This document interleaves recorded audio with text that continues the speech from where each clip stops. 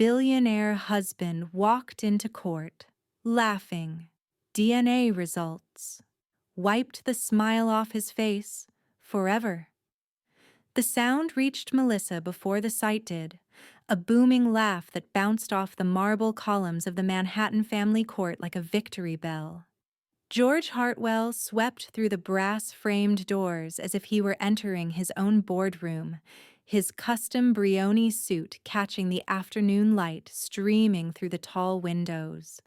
His arm was locked around Gail's waist, a redhead 20 years his junior, who wore a cream Chanel dress that probably cost more than most people's rent. Her diamond tennis bracelet, one Melissa recognized from George's business trip to Paris, caught the light with every possessive stroke she made along his lapel. But it wasn't George and Gail that made the court clerks look up from their files and the lawyers pause mid-conversation. It was the toddler. A boy no more than 3, dressed in a miniature navy suit that was clearly tailored to match George's, complete with a tiny pocket square. George hoisted the child higher on his hip, angling him toward the gallery like a trophy. "See that, buddy?" George's voice carried across the corridor, deliberately loud. "Daddy's about to teach everyone what happens when you can't give a man what he needs." He kissed the boy's head, then looked directly at where Melissa sat, making sure she heard every word. "Some women just aren't built for motherhood, but we don't need her anymore, do we?" Gail laughed, a practiced tinkling sound meant to seem delighted but landing cruel and calculated. "He looks just like you, doesn't he, baby?" She ran her fingers through the child's hair, then whispered just loud enough to carry. "Finally, you have the legacy you deserve, not like some women who wasted a decade of your life." What George didn't see as he performed for the hallway audience was the woman he was performing for. Melissa sat on the wooden bench outside courtroom 7, her caramel skin luminous even under the harsh fluorescent lights, her black hair swept into a low chignon that spoke of quiet elegance. She wore a charcoal wrap dress, Brooks Brothers, not designer. The kind of outfit that said she was here for business, not theater.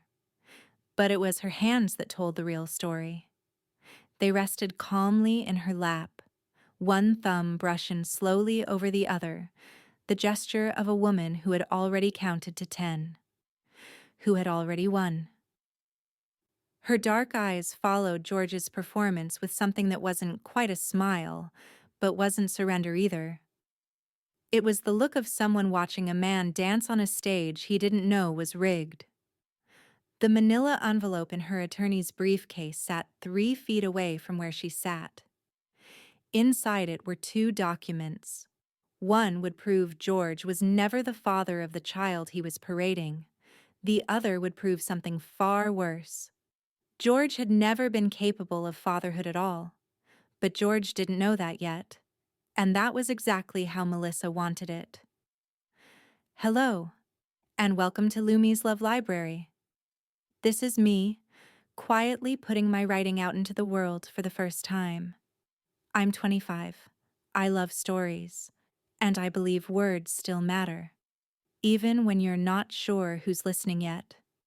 If you're here, even by accident, thank you for giving this story a chance. Let's continue." The courtroom felt smaller once they were inside, the high ceilings doing nothing to ease the suffocating weight of what was about to happen. Melissa took her seat at the defendant's table. Her lawyer, a sharp-eyed woman named Edna Ginsburg, giving her hand a brief, reassuring squeeze. Across the aisle, George settled into his chair like a king assuming his throne. Gail perched beside him in the gallery, the toddler now mercifully handed off to some nanny waiting outside. Judge Morrison called the proceedings to order, and George's attorney, a silver-haired shark named Donald Kramer, stood with the kind of theatrical flourish that suggested he'd been practicing this moment. He buttoned his jacket, cleared his throat, and began painting a picture designed to gut Melissa in front of everyone watching. Your Honor, my client, George Hartwell, is a man who has given everything to his marriage. 10 years of devotion, of hope, of trying to build the family he'd dreamed of since childhood. Kramer's voice carried the practiced sympathy of a funeral director. But despite his best efforts, despite the finest fertility specialists money could buy, Mrs. Hartwell was unable to fulfill what my client believed was the most fundamental aspect of their union, giving him a child, an heir to carry on his legacy. Melissa kept her eyes forward, but she could feel the gallery's stares burning into her back like cigarette brands. This was the narrative George had been spinning for years, the whispered excuse at cocktail parties, the reason given to his mother for why they kept separate bedrooms. Kramer paced now, warming to his performance. My client spent hundreds of thousands of dollars on treatments, procedures, specialists. He accompanied Mrs. Hartwell to appointment after appointment, holding her hand through every negative test, every failed cycle. He paused, letting the fiction settle. But there comes a point when a man must accept reality, when he must acknowledge that sometimes, despite our best intentions, nature simply doesn't cooperate. George dropped his head into his hands on cue, his shoulders shaking with what anyone watching would assume were tears. Melissa had seen this performance before, the night he'd told his business partners about their heartbreaking struggle. The afternoon he'd explained to her father why he needed to explore other options. He was good at playing the wounded husband, the man forced to choose between love and legacy. And so, Your Honor, when my client met someone who could give him what his wife could not. Kramer gestured vaguely toward where Gail sat, her expression arranged into something approximating demure sympathy. He had to make an impossible choice. The child you saw in the hallway, that beautiful boy, that represents everything George thought he would never have. That represents hope after a decade of disappointment. The words landed exactly as intended. Melissa felt the shift in the room, the subtle lean of sympathy away from her and toward the man who'd just been described as a victim of her biological failure. She could almost hear the thoughts. Poor George, 10 years with a barren woman. Can you blame him? Kramer returned to his table, satisfied with the groundwork he'd laid. George lifted his head, wiping at dry eyes, meeting Melissa's gaze across the aisle with something that looked like pity but tasted like victory. Edna Ginsburg's pen tapped once against her legal pad. The manila envelope sat closed between them, waiting. Melissa's hands remained steady in her lap, her expression unchanged. Let them think what they wanted. Let George have his performance. The truth was coming, and no amount of practiced grief would survive it. As Kramer droned on about timelines and medical expenses, Melissa's mind drifted to places the courtroom would never see. The waiting rooms with their pastel walls and magazines nobody read. The cold examination tables, the intake forms she'd filled out alone, over and over, writing husband unavailable in the space marked for partner's signature. Dr. Rahman had been kind, at least. Mrs. Hartwell, we really should test your husband as well. Male factor infertility accounts for 40% of cases. It's standard protocol. She'd said it gently, like she already knew what the answer would be. Melissa had gone home that night and broached it carefully over dinner, the way you'd approach a wild animal. George had laughed, actually laughed, his fork pausing halfway to his mouth. Test me. Melissa, I'm perfectly healthy. I run marathons.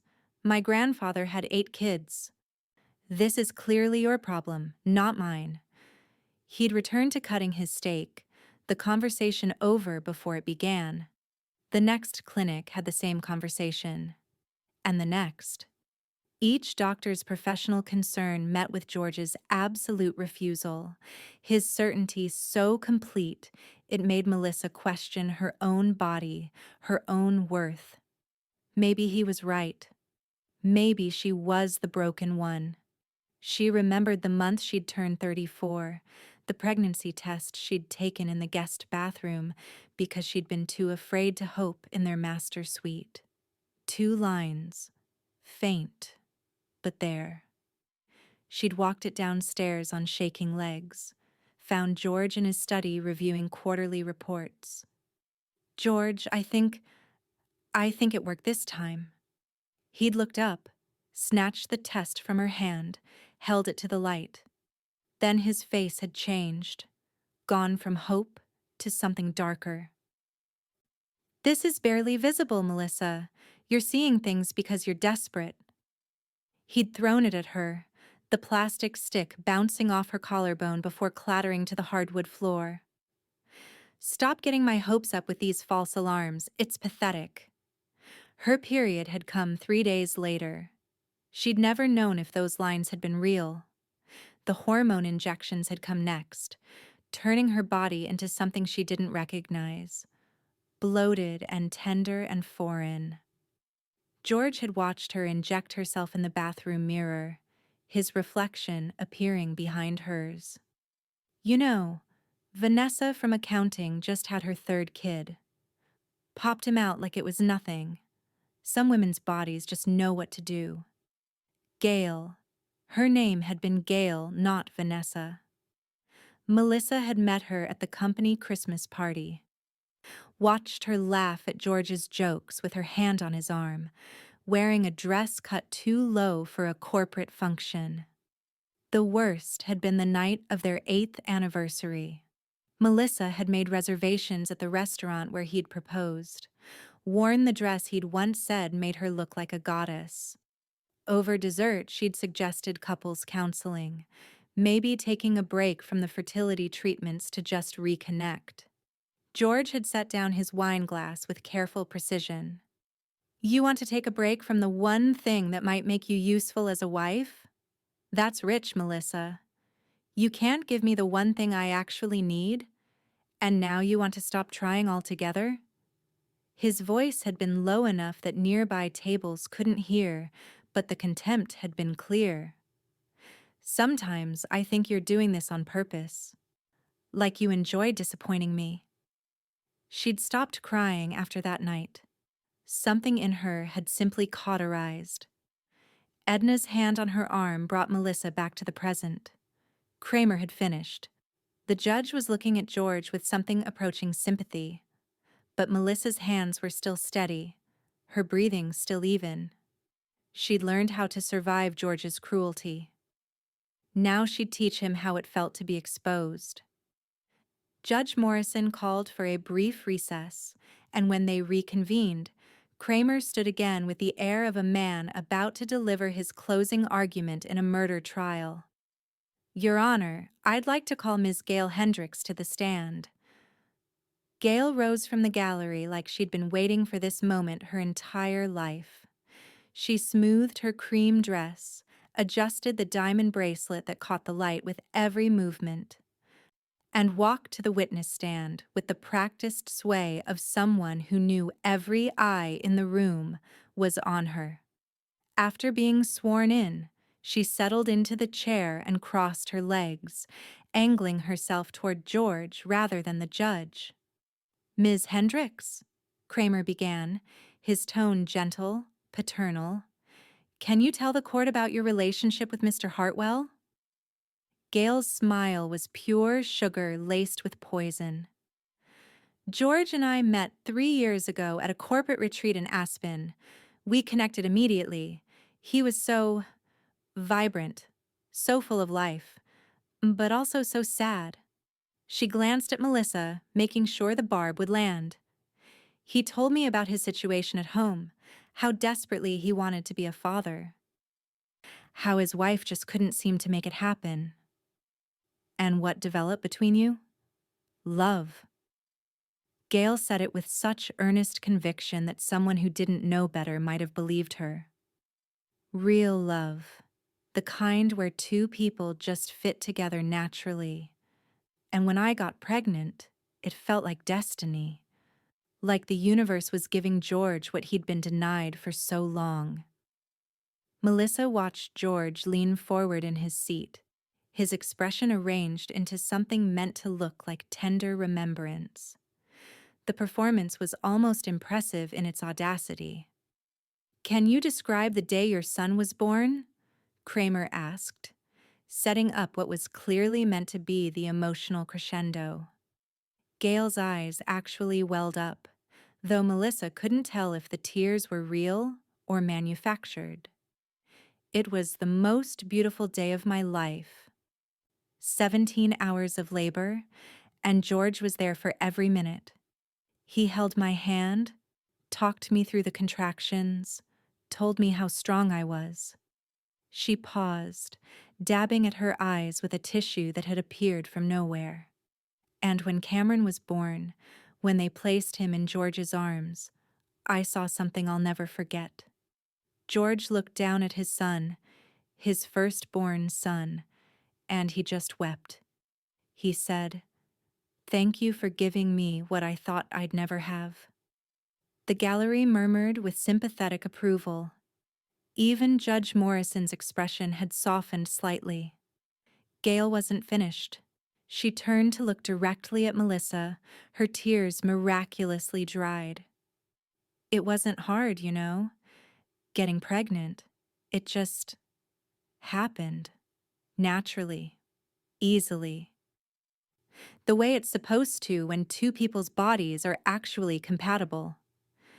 The implication hung in the air like toxic gas. "I didn't need treatments or specialists or any of that. My body just knew what to do. What a woman's body is designed to do." George was nodding along, his hand over his heart like he was pledging allegiance to this revisionist history they'd constructed together. "And Cameron," Gail continued, warming to her subject, "he's the image of his father. Same eyes, same smile, same stubborn chin. Everyone who meets them says it's like looking at George's baby pictures. There's no question that boy is a Hartwell."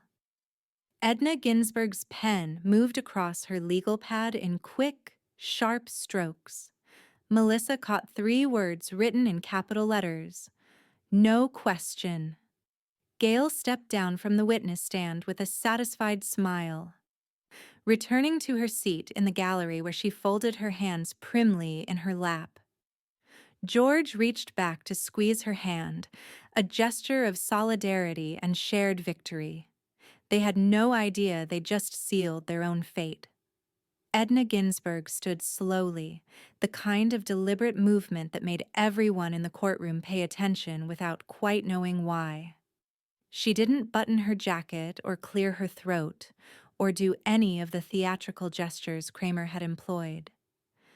She simply stood, picked up the manila envelope from the table, and walked toward the center of the courtroom, with it held loosely in one hand. "Ms. Ginsburg?" Judge Morrison prompted when Edna remained silent for a beat too long.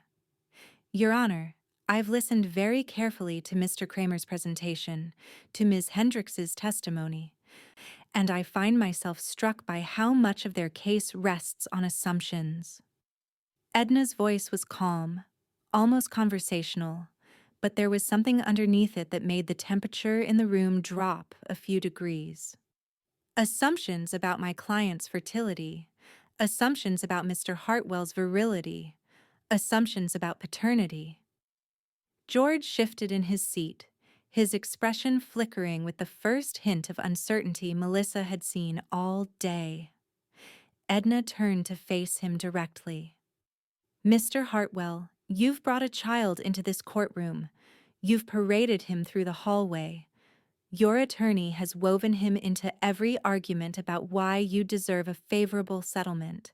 Ms. Hendricks just testified at length about this boy being your firstborn son, about his resemblance to you, about there being no question he's a Hartwell. She paused, letting each word land with precision. So I need to ask you, under oath, are you absolutely certain this child is yours? George's laugh came out sharp and defensive. Of course he's mine. What kind of question is that? A reasonable one, Your Honor. Edna turned to the judge. Mr. Hartwell has made this child central to his divorce petition. He's using the boy as evidence of my client's supposed failure as a wife. He's claiming that Ms. Hendricks gave him something Mrs. Hartwell could not. But he's never actually proven the child is his. Kramer shot to his feet. Your Honor, this is outrageous. My client doesn't need to prove paternity of his own son. This is a fishing expedition designed to establish facts. Edna cut in smoothly. Your client is the one who made this child relevant to these proceedings, Mr. Kramer. I'm simply asking him to verify what he's been claiming all morning. Judge Morrison leaned forward, her interest clearly piqued. Mr. Hartwell, have you taken a paternity test for the child in question? George's face flushed red. I don't need a paternity test. He's obviously mine. Just look at him. Gail was faithful to me. This is insulting. Was she? Edna's question hung in the air like a guillotine blade. Because from what I understand, Ms. Hendricks began her relationship with you while you were still married. Infidelity isn't exactly a character reference for faithfulness, is it? Gail made a small sound of protest from the gallery, but Edna ignored her, keeping her focus locked on George. This is ridiculous, George sputtered, looking to his lawyer for support. I'm not going to sit here and be accused of what exactly? Not being the father of my own son? That's insane. Edna held up the manila envelope, the first time she'd acknowledged it since standing. Then you won't mind if we verify it. In fact, Mr. Hartwell, I took the liberty of petitioning the court for mandatory DNA testing 2 weeks ago. Since you've made this child material to the proceedings, the court has the authority to order such tests. She looked at Judge Morrison. Your Honor, I have the results right here. The courtroom went absolutely still. George's confident smirk had vanished entirely, replaced by something that looked uncomfortably like fear. Kramer was frantically flipping through papers, clearly blindsided. You what? George's voice came out strangled. Edna's expression didn't change. I verified your claims, Mr. Hartwell. Isn't that what you wanted? George recovered quickly, the way powerful men always did when challenged. He leaned back in his chair, that familiar smirk sliding back into place like a well-worn mask. A DNA test? Really? He laughed, the sound carrying that same booming confidence from the courthouse hallway. Edna, I have to hand it to you. That's creative. Desperate, but creative. Kramer was already on his feet, his earlier surprise morphing into theatrical outrage. Your Honor, this is harassment of my client and his family. Mrs. Hartwell's attorney is grasping at straws, trying to create doubt where none exists, simply because she has no legitimate defense for her client's failures as a... The court approved my petition, Mr. Kramer. Edna's voice cut through his bluster like a scalpel. 2 weeks ago, when your client filed an amended complaint specifically citing the child as evidence of Mrs. Hartwell's inadequacy and his need to move forward with a new family, he made that child legally relevant to these proceedings. The judge agreed that if Mr. Hartwell was going to use the boy to establish fault and reduce settlement obligations, paternity should be confirmed. Judge Morrison nodded slowly. That's correct. I signed the order myself. Continue, Miss Ginsburg. George's laugh grew louder, more forced. He looked around the courtroom like he was inviting everyone to share in the joke. This is absurd. You want to DNA test my son because you can't accept that Melissa wasn't woman enough to give me one? Fine. Go ahead. Make yourself look like a fool, Edna. Test him. Waste the court's time. When it comes back showing I'm his father, and it will, I'm going to make sure everyone knows just how desperate Melissa's defense was. Gail was leaning forward in her seat, her earlier composure cracking slightly. Her fingers twisted the tissue in her lap, but she forced a smile. This is ridiculous, George. Tell them. Cameron is my son, George declared, standing now, his voice rising with each word. He has my eyes, my chin, my temperament. Everyone who knows me can see it. Hell, my mother says he's the spitting image of me at that age. So yes, Edna, please, open that envelope. Prove what everyone in this room already knows, that you're wasting everyone's time with conspiracy theories because your client has nothing else to offer. Edna waited through his entire speech, the manila envelope held loosely at her side. When George finally stopped, breathing hard from his own rhetoric, she simply tilted her head slightly. Are you finished, Mr. Hartwell? I'm just getting started. When this test confirms what I've been saying all along, I want the record to show that Melissa tried to attack my character, tried to paint my son as illegitimate, all because she couldn't handle the truth about her own biological failures. The courtroom had gone silent except for George's heavy breathing. Melissa watched him from her seat. This man she'd spent a decade with. This man who'd convinced her she was broken, who'd made her believe her body had betrayed them both. He was so certain, so absolutely convinced of his own narrative. Edna walked slowly to the judge's bench, her heels clicking against the floor in the quiet. Your Honor, if I may present the DNA results to the court? Please do, Judge Morrison said, extending her hand. George crossed his arms, that smug smile still plastered on his face. I'm going to enjoy this. Edna handed the envelope to the judge, then turned back to face George with an expression that was almost pitying. So am I, Mr. Hartwell. So am I. Judge Morrison slid the documents from the envelope with practiced efficiency, her eyes scanning the first page, then the second. Her expression remained neutral, but something shifted in her posture, a slight straightening that suggested what she was reading had changed the entire trajectory of the proceeding. The silence stretched out like taffy, each second pulling tighter until the tension in the courtroom was almost unbearable. George's smile had frozen on his face. No longer smug but stuck there, a grotesque mask he couldn't quite remove. Mr. Hartwell, Judge Morrison said finally, her voice carefully measured. According to the DNA analysis performed by GeneTech Laboratories, a court-certified facility, you share 0 genetic markers with the minor child, Cameron Hendricks. She looked up from the papers, her gaze settling on George with an expression that was part professional distance, part human disappointment. The probability of paternity is 0%. You are excluded as the biological father. The words landed like a physical blow.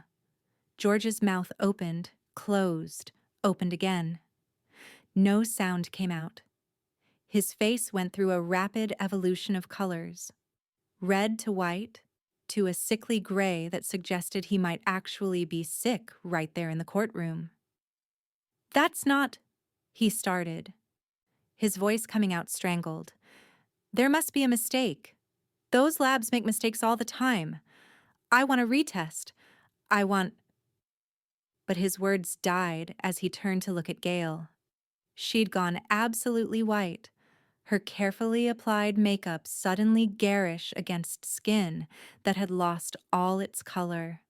Her hands were gripping the edge of the bench in front of her so hard her knuckles had turned bone white. Gail? George's voice cracked on her name. Tell them. Tell them this is wrong. Gail's mouth worked silently. Her eyes darted to the exit, to the judge, to anywhere but George's face.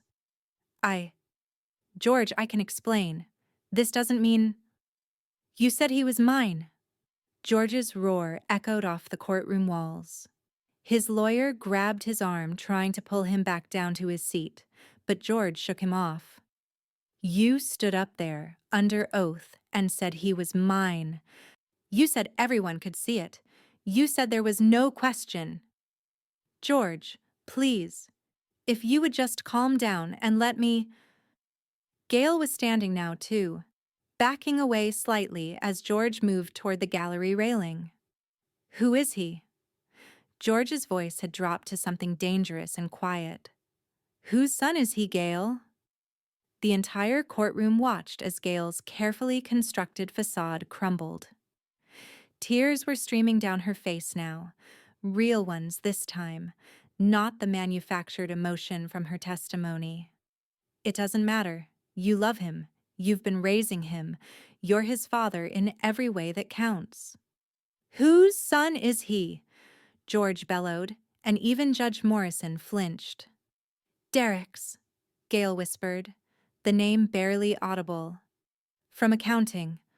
But George, it was just once, and I didn't know. And by the time I realized I was pregnant, we were already together, and you were so happy.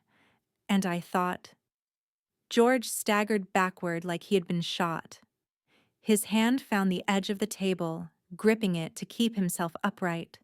The booming laugh from the hallway, the confident swagger, the smug certainty, all of it had evaporated, leaving behind a man who looked like he'd aged 10 years in 10 seconds. Kramer was on his feet, trying to salvage something, anything. Your Honor, this is clearly a private matter between my client and Ms. Hendricks that has no bearing on the divorce proceedings themselves. The core issues remain. But no one was listening to him anymore. All eyes were on George, watching a man's entire world collapse in real time. And they hadn't even gotten to the second envelope yet. Edna Ginsburg waited for the chaos to settle, for George to stop gripping the table like it was the only thing keeping him upright, for the murmurs in the gallery to fade into expectant silence.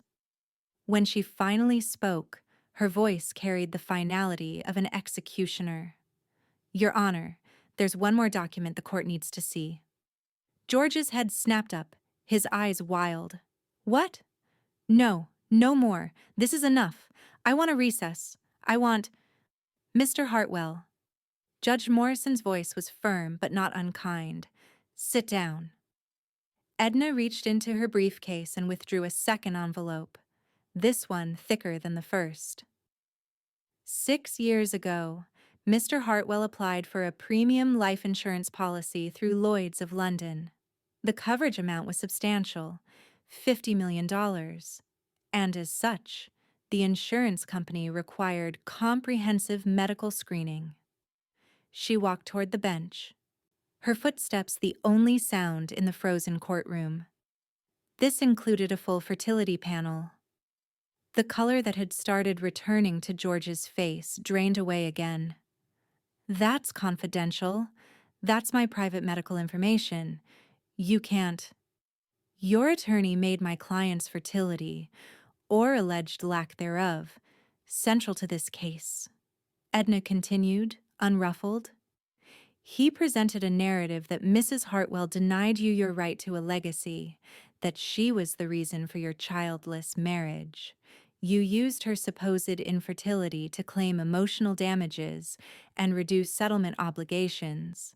That makes your fertility medically relevant to these proceedings.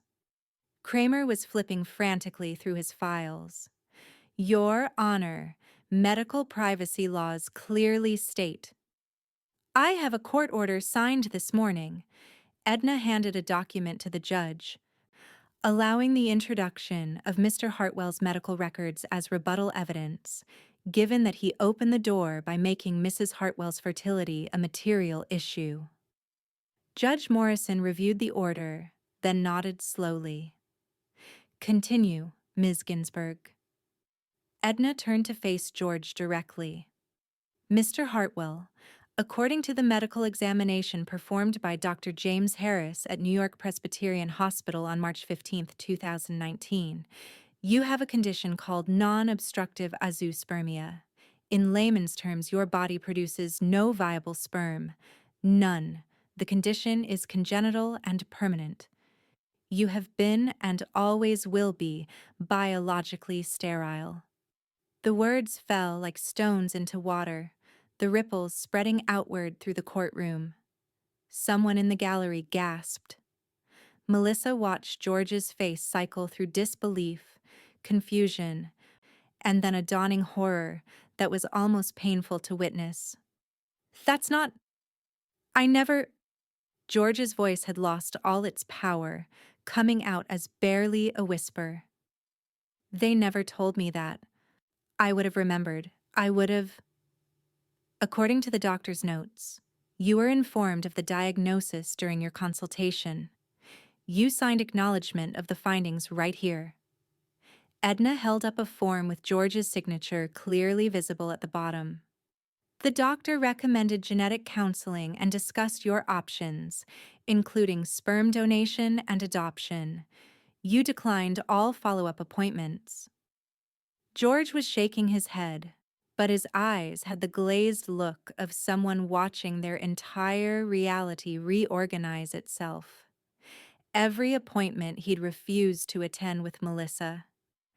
Every time he'd insisted the problem was hers. Every cruel comment about her broken body, her failure as a woman. For 10 years, Edna's voice had gone quiet, almost gentle, which somehow made it worse. You let my client believe she was infertile. You sent her to specialists alone. You let her inject herself with hormones that made her sick. You threw negative pregnancy tests at her and called her pathetic. You told her she wasn't woman enough to give you a child. Edna paused, letting each word sink in. And all along, Mr. Hartwell, you knew, or should have known, that you were the one who was sterile. Judge Morrison's voice cut through the wreckage of the proceedings with professional efficiency. Given the revelations presented today, I'm ordering a 60-day continuance to allow both parties to reassess their positions. Mr. Kramer, I strongly suggest you and your client reconsider the allegations made against Mrs. Hartwell, particularly those regarding fault and fitness. This court stands adjourned. The gavel came down with a sharp crack that felt like punctuation on the end of George's old life. Melissa gathered her purse from beneath the table, her movements unhurried and deliberate. Edna squeezed her shoulder, leaning in to whisper, "We'll talk settlement numbers tomorrow, but I think we both know how this is going to end now." Melissa nodded, not trusting herself to speak yet. The enormity of what had just happened was starting to sink in.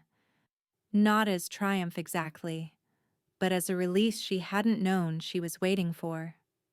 10 years of carrying blame that was never hers. 10 years of believing she was the broken one. She walked down the center aisle of the courtroom, past the gallery where spectators were already whispering behind their hands, past the court reporter who was packing up her equipment, past everything that had tried to define her and failed. Behind her, she heard George say her name one more time, plaintive and lost, but she didn't turn around. Some things, once broken, weren't meant to be fixed. The courthouse hallway was empty now, the earlier crowd dispersed. Her heels echoed on the marble floor as she made her way toward the exit, each step feeling lighter than the last. Through the tall windows, she could see the late afternoon sun painting the city gold. Edna caught up with her at the brass-framed doors. "You okay?" Melissa paused, considering the question honestly. "I think I will be. You were magnificent in there, the way you held yourself through all of it. I had 10 years of practice holding myself together while he tore me apart." Melissa smiled, and it felt real, felt like something that belonged to her alone. This was just the final exam. She pushed through the doors and stepped out into the December air. It was crisp and clean, carrying the scent of roasting chestnuts from a vendor on the corner. The sun was low on the horizon, turning the sky shades of orange and pink that seemed almost too beautiful for the day she'd just survived. Her car was parked across the street, a modest sedan she'd bought herself last year when she'd started preparing for this moment. Not a status symbol, not a statement of wealth, just hers. As she reached for the door handle, she allowed herself one glance back at the courthouse. Through the windows, she could see a figure still sitting in the courtroom, alone in the rows of empty benches. George, she knew, though from this distance he was just a silhouette. A man surrounded by everything money could buy, and nothing that mattered. She slid into the driver's seat, started the engine, and pulled away from the curb without looking back again.